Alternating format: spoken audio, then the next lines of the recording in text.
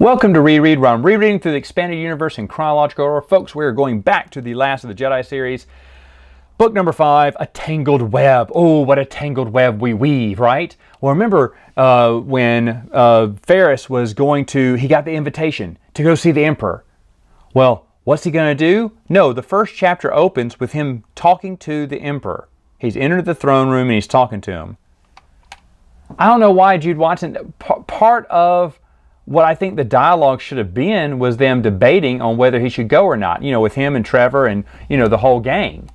At least do a chapter like that. Maybe he decides to go, maybe he's getting called, he calls into Coruscant, he gets guided in, he gets frisked, or, he goes past the security. There's at least 2 chapters in there you could give us. So build up the anticipation. What does the Emperor want with him? Nope, just gets right down to it. Right down to it. Now remember, Ferris saved Chancellor Palpatine's life a long time ago, but then he realizes that's not really who the guy was. He's evil, evil, evil. That's important to know, that Ferris knows that the Emperor is now evil. So when the Emperor says, hey, you have amnesty, whether you say yes to this or not, but I'd like you to help me out. There's a planet, they have a system-wide shutdown. Someone put a virus in their computer system, shut down the whole planet. I need you to go in there and fix it. He goes, because we love our planets. We want them to be running smoothly. Well, Ferris doesn't believe him, says, no way. Thanks for the amnesty. I'm Splitsville. He goes, oh, by the way, Rowan and Donna, 2 of your friends from your rebel cell, they just got arrested and they're going to be executed. But I could stay, I could, give them clemency too if you agree to help me this once. And he goes, oh, that's the hook. So Ferris agrees to help the Emperor. He goes to the planet to figure out the virus. He calls Trevor and the team and says, hey, go break them out while I'm doing this.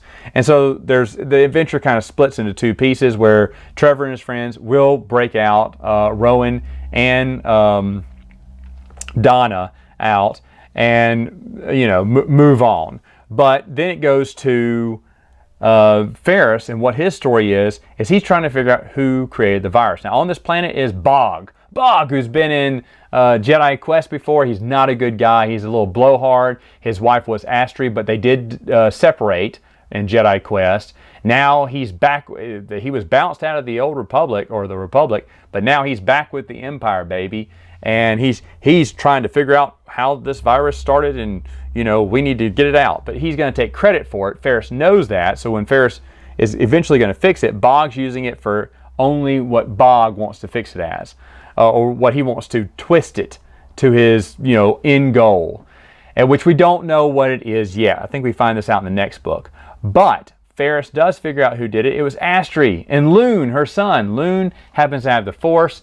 When Bog visited the family and saw Loon, he saw him levitate a ball and realized he was a Jedi and wanted to turn him in to Saru, who is still around. He was an old man back in Jedi Quest. They say he's a really old man, but he goes to the spa, he eats healthy. He, just saying, yeah, we know he was old to begin with, but he's super, he was on the trial of the death of Xanatos and stuff for Obi-Wan.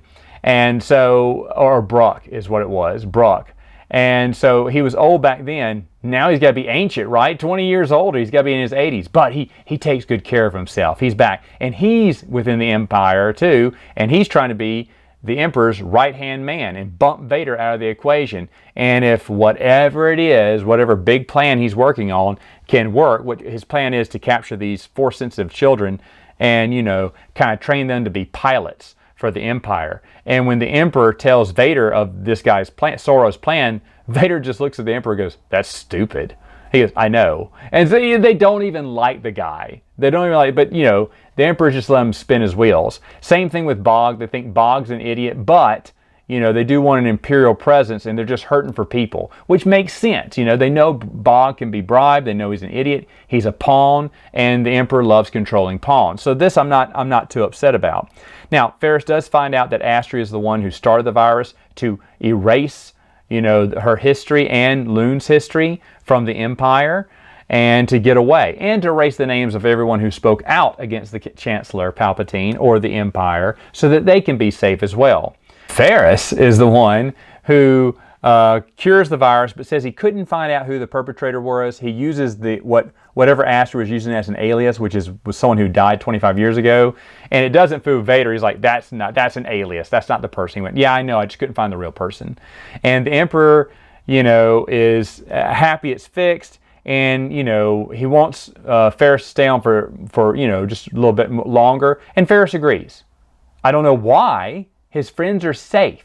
He knows they're safe. In fact, they're getting on a ship and saying, come on, Ferris, let's go. He's like, no, I've still got good to do here. And like, what?